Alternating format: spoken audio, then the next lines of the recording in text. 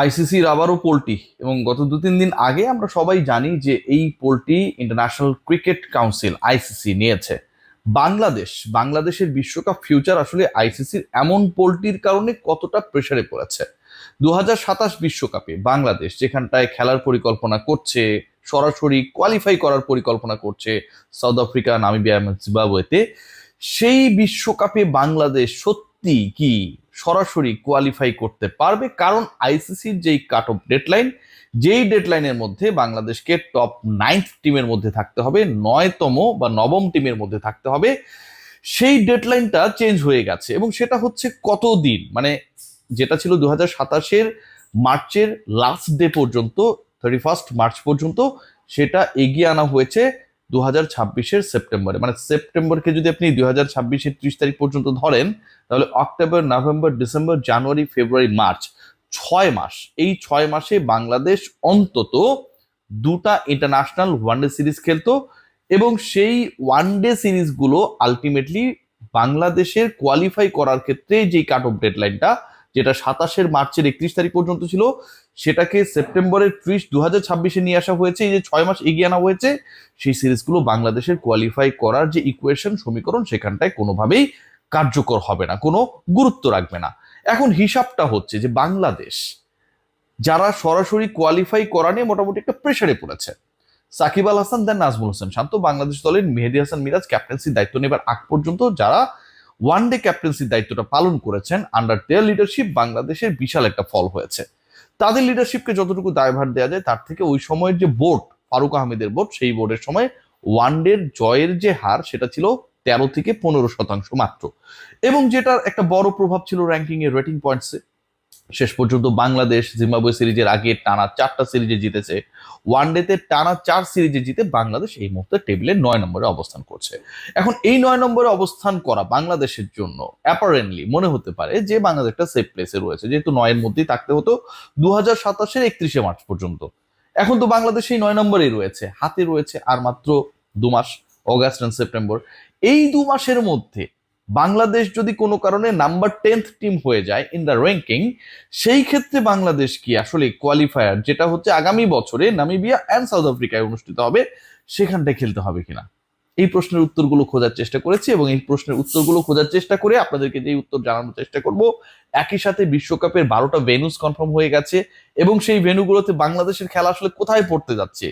South আফ্রিকায় বাংলাদেশে বেশি ম্যাচ হবে নাকি জিম্বাবুয়ের মতো কিংবা নামিবিয়ার মতো যেই দেশগুলো রয়েছে, ছোট দেশগুলো, সেই দেশগুলোতে আসলে বাংলাদেশের অধিকাংশ ম্যাচেস খেলানো হবে, সেই একটা প্রশ্নের উত্তর আমরা খোঁজার চেষ্টা করব। প্রথমে যে পয়েন্টটা ডিসক্রাইব করতে চাই, সেই পয়েন্টটা হচ্ছে 2027 31 মার্চ। 31 মার্চ আসে নাই, 31 মার্চ এখন থেকে আরো প্রায় 8 মাস দূরে রয়েছে। এবং 31 মার্চের মধ্যে বাংলাদেশ 9-এর মধ্যে থাকতো, সেই ব্যাপারে আমরা কনফিডেন্ট হয়ে গিয়েছিলাম, যেহেতু আমরা জিম্বাবুয়ে সিরিজের আগে টানা 4টা সিরিজে জয় পেয়েছি।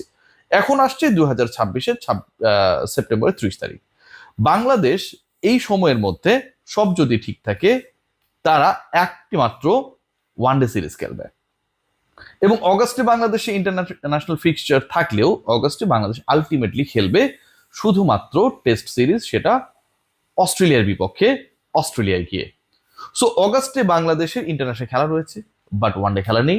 সেপ্টেম্বরে বাংলাদেশের প্রবাবল যে সিরিজটা রয়েছে ইন্ডিয়ার এগেনস্টে, সেটা যদি অনুষ্ঠিত হয়, সেখানটায় বাংলাদেশ অংশগ্রহণ যদি করে, তাহলে বাংলাদেশ 3 নিলেও যদি হেরে যায়, বাংলাদেশের যেই অবস্থান র্যাঙ্কিং এবং রেটিং পয়েন্ট 83 রাইট নাও, সেটায় কোনো প্রভাব পড়বে কিনা? দ্য কোয়েশ্চেন খুবই simple, and the answer of this question is also simple. Bangladesh তাদের যে পরবর্তী, মানে তাদের নিচের ধাপে যে দলটা রয়েছে উইন্ডিজ, তাদের রেটিং পয়েন্ট হচ্ছে 77, বাংলাদেশ 83।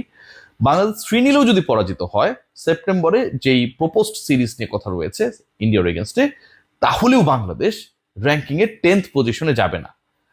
বাংলাদেশ ইন্ডিয়ার বিপক্ষে 3 নিলে হেরে যাবে, এটা আমি আসলে বিশ্বাস করি না। সো বাংলাদেশের র্যাঙ্কিং বা রেটিং পয়েন্টের যে জায়গাটা রয়েছে, সেটাই সেপ্টেম্বরের যে কাট অফ ডেডলাইন আইসিসি নতুন করে 6 মাস এগিয়ে এনেছে, সেটাতে খুব বেশি প্রভাব পড়বে না। Bangladesh ultimately they are in the safest zone. Point number 2, যে পয়েন্টটা নিয়ে আলোচনা করতে যাচ্ছিলাম, মানে আমি আপনাদেরকে একটু আগে ব্রিফ করেছি যে বিশ্বকাপের ভেন্যুস গুলো কনফার্ম হয়ে গেছে, বাংলাদেশের খেলাগুলো আসলে কোথায় হবে।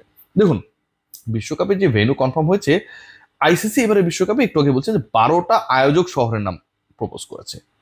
টোটাল 12টা শহরে হবে, খুবই এক্সাইটিং আমার কাছে মনে হয় 14 দলের বিশ্বকাপ, এবং সেটা অক্টোবর নভেম্বর হবে আগামী বছর, মানে সেপ্টেম্বর 2027-এর। এখন এই 12টা ভেন্যুতে হবে 54 ম্যাচেস, 54টা ম্যাচ হবে 12টা ভেন্যুতে। 54টা ম্যাচ যে অনুষ্ঠিত হবে তার আগে যেই সুপার লিগটা হবে, সুপার লিগ বা কিছু একটা কোয়ালিফায়ারই বলতে পারেন, 12, 13 এবং 14 নম্বর টিমের মধ্যে সেইখানকার ম্যাচেস গুলো কিন্তু অ্যাডেড।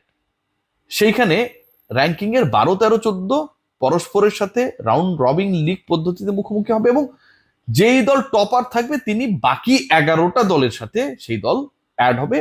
তখন 12টা শীর্ষ দল 2 ভাগে ভাগ হয়ে একে অপরের সাথে মুখোমুখি হবে। এই ফরম্যাটটা আমি প্রিভিয়াসলি আলোচনা করেছি। এখন এই যে 12টা আয়োজক শহরের নাম বলা হয়েছে, তার মধ্যে 8টা হচ্ছে সাউথ আফ্রিকায়, 3টা জিম্বাবুয়েতে, 1টা নামিবিয়ায়। ক্লিয়ার? জিম্বাবুয়ে আর নামিবিয়া তো বিশ্বকাপে খেলবে, বাংলাদেশের ম্যাচেসগুলো কোথায় হবে সেই আলোচনায় আসছি। যেহেতু Zimbabwe and Namibia, along with South Africa, they are the host of the upcoming World Cup. So Zimbabwe and Namibia, they must play their matches.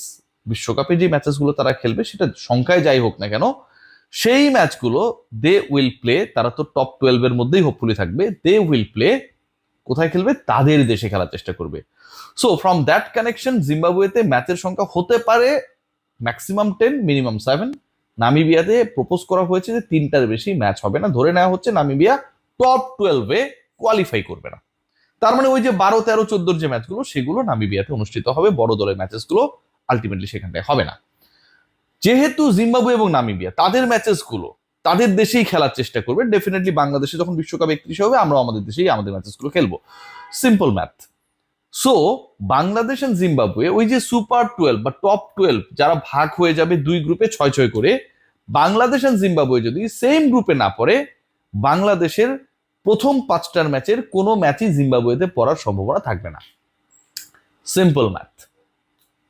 Bangladesh যদি জিম্বাবুয়ের গ্রুপে না পড়ে, ওই যে 6-6 করে ভাগ হবে গ্রুপ এ অ্যান্ড বি, তাহলে বাংলাদেশের কোনো ম্যাচে জিম্বাবুয়েতে হওয়ার চান্স ইজ ভেরি, আমার কাছে মনে হয়, আনলাইকলি। সো বাকি যে 8টা ভেন্যু রয়েছে, সাউথ আফ্রিকার যে 8টা ভেন্যু রয়েছে, সেই 8টা ভেন্যু যদি আপনাদের সাথে শেয়ার করি, সেই 8টা ভেন্যু হচ্ছে জোহানেসবার্গ, সেঞ্চুরিয়ন, ডারবান, গোবারা, কুগম্পো city, Cape Town, Paarl and Bloemfontein. এই যে 8টা সিটি রয়েছে, সেখানটাই বাংলাদেশ আলটিমেটলি তাদের 2027 বিশ্বকাপের মূল পর্বের ম্যাচেসগুলো খেলবে। বাংলাদেশের একটা বা ম্যাক্সিমাম 2টা, এটার সম্ভাবনা 2টা হওয়ার সম্ভাবনা খুবই কম, ম্যাচ অনুষ্ঠিত হতেও পারে জিম্বাবুয়েতে।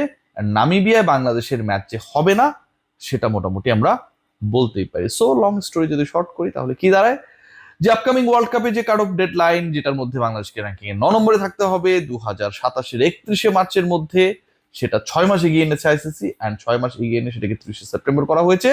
30 সেপ্টেম্বরের মধ্যে বাংলাদেশের টপ 9-এ থাকা নিয়ে খুব বেশি সন্দেহ নেই। যদি ভারতের বিপক্ষে সিরিজ অনুষ্ঠিত হয়, মানুষ যদি সবচেয়ে ওয়ার্স্ট রেজাল্ট 3-0 হেরে যায়, তাতেও কোনো সমস্যা থাকবে না। যদি বাংলাদেশ সেই সিরিজে 2-1 পরাজিত হয়, অথবা 1-2 জিতে যায়, অথবা 3-0 জিতে যায়, তাহলে তো আরো ভালো।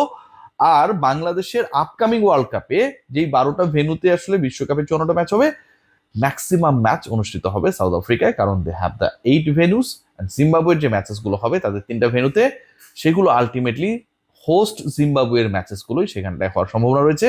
বাংলাদেশ জিম্বাবুয়ে প্রাথমিকভাবে মানে গ্রুপ অফ 6 যেটা বলা হচ্ছে, সেখানটায় যদি এক গ্রুপে না পড়ে, তাহলে বাংলাদেশের জিম্বাবুয়েতে খেলার সম্ভাবনা খুবই কম। সবাই ভালো থাকবেন।